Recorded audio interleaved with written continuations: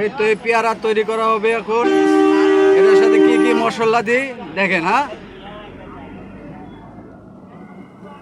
এটা হলো তেঁতুলের আচার। তেঁতুলের আচার দিলাম। এটা ধইনা, লবণ, মরিচ, শুকনা মরিচ, ধইনা মশলা সব আছে এটার ভিতরে। আর এটা হলো কাসুন্তি, সর্ষা দিয়ে তৈরি করে রয়েছি নিজে। এগুলো সব মশলা আমি নিজে তৈরি করি। দেখেন তৈরি করতেছি কিরকম হয় জিনিসটা।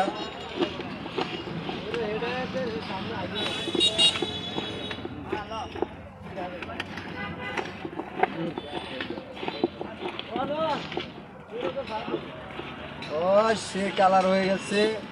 কিরকম স্বাদ হবে একটু জানাবেন আমাকে, কিরকম মজা হবে এটা। এদের প্লেট, এই তো প্লেটের মধ্যে রেডি।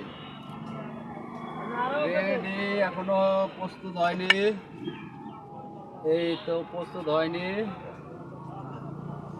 আচ্ছা, এখন শলা দিয়ে দেব।